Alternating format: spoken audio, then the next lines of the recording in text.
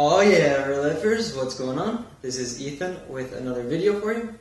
So today I'm going to talk to you about a subject that a lot of English learners hate to talk about, and that's phrasal verbs.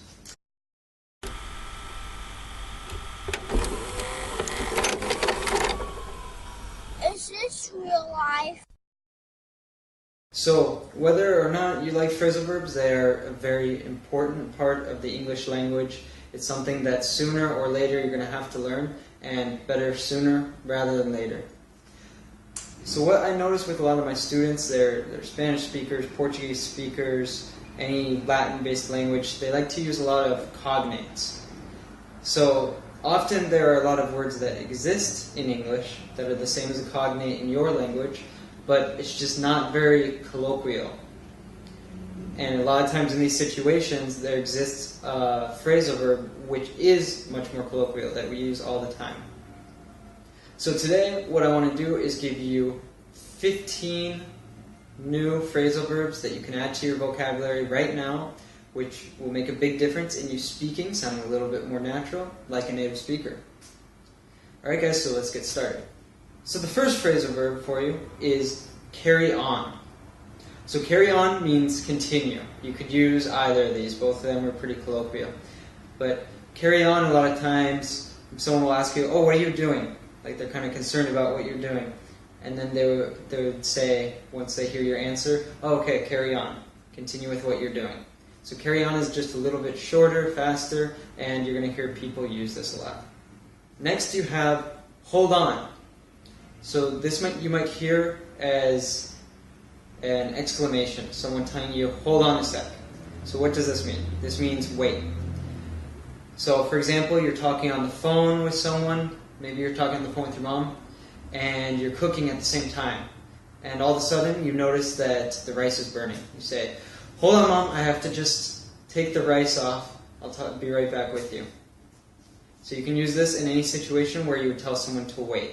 We use it a lot.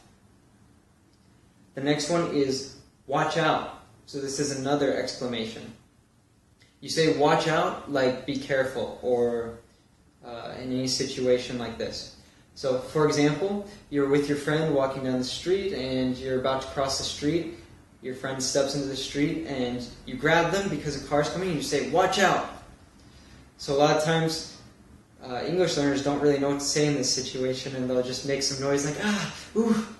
So don't do this. Use watch out. Okay, so the next phrasal verb is come up with. So you come up with something. What does this mean? So come up with something is to invent something, or to think about something, to come up with an answer. So you use come up with when you're trying to figure something out, when you're trying to create a solution.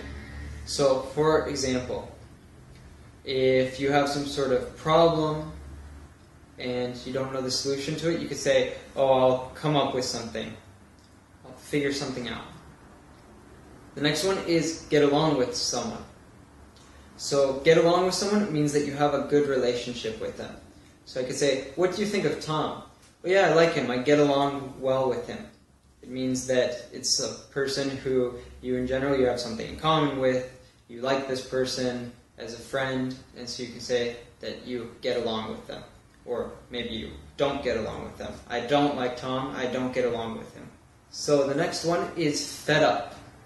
So we say fed up with something when you're completely sick of something. You can't handle it anymore. You could use this about a thing or a person.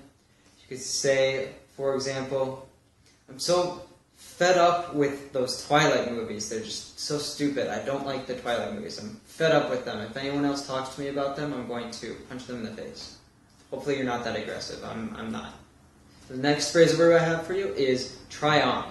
So this is, for example, when you go to a clothing store and you see a t-shirt that you like and you say, hey, I think I'll try that on, see how it looks on me. So try on is to put on some clothes to see how they fit you, how they look, and things like that. This is very helpful if you're going to go shopping. The next phrasal verb I have for you is put away. So you put away something after you've taken it out, you have to put it away. So for example, after you wash all of your dirty dishes, you have to put them away into the cabinets where they go. Next is another one with put, and that's put off. Are you a person who puts a lot of stuff off? I generally am. It means procrastinate. So, for example, in college, I would always know at the end of the term that I would have a big important paper due, and the professor tells you the very first day of class, but I would always put it off until the week before it was due.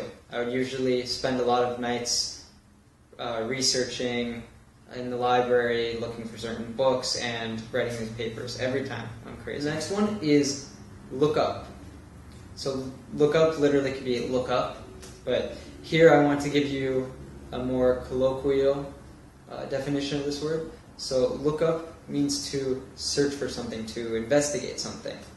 So for example, do you know any good Chinese restaurants here? No, but I'll look one up on Google.